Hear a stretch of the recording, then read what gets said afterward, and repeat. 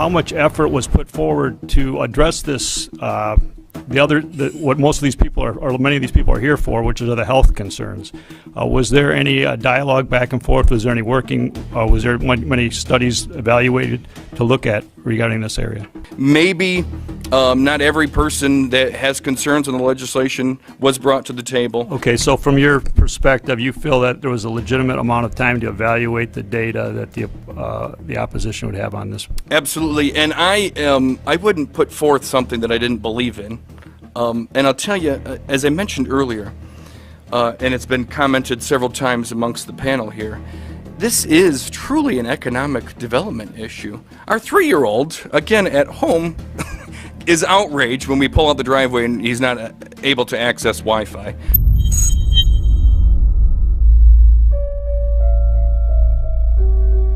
I think anyone who puts Wi-Fi into a school should be locked up for the rest of their life.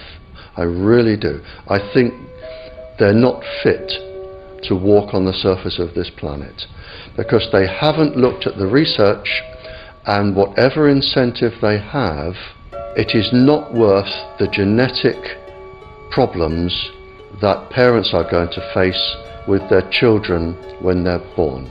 France has banned Wi-Fi in nursery schools and put warnings out for regular schools because they're finding there's impaired learning capacity in children when they're around Wi-Fi. And they have to put up warning signs where they put Wi-Fi transmitters. When I got sick and I learned that they're putting Wi-Fi in the schools in Israel, I was very sick at the time, but I could not tolerate the thought that children in the schools will become as sick as I have. And after a few months of correspondence, I submitted a Supreme Court case in Israel to ban the use of Wi-Fi in the schools and replace them with wired network.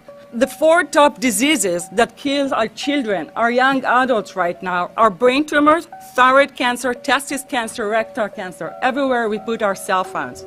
And a lot of our children are sick and they're being misdiagnosed and mistreated because the wireless industry has put billions and billions of dollars in the past 30 years to mislead the public as to the health effects and keep the public uninformed.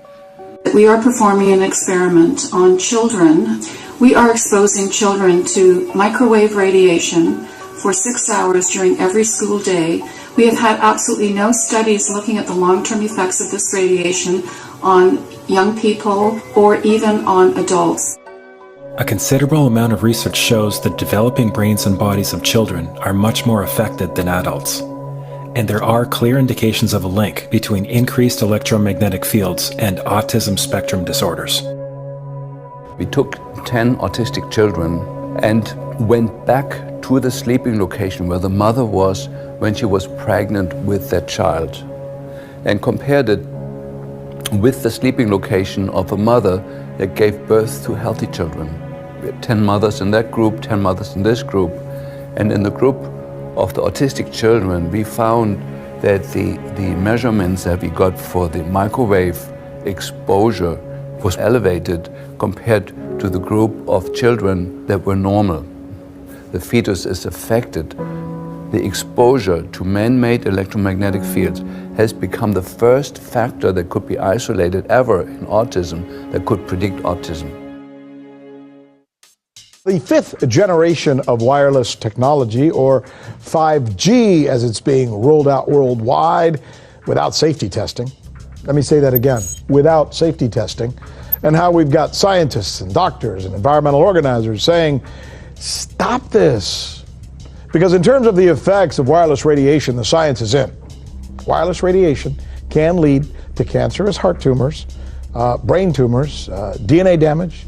Wireless radiation is linked to infertility, to autism, Alzheimer's, and more. And guess what? All the effects that I just listed, those are some of the effects that are known according to the technology that's being seen today. First of all, you have to know that we know that the other EMFs that we're exposed to are already known to be health risks.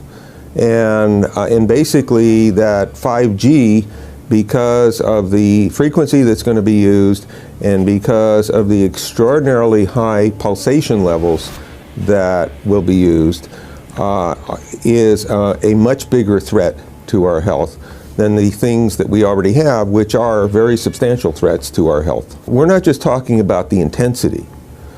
We're talking about the frequency and the very high level of pulsations. There's a huge literature which shows that pulsed EMFs that pulse up and down very rapidly, are in most cases much more biologically active than our non-pulsed EMFs. Every single wireless communication device communicates via pulsations, but the industry completely ignores this issue.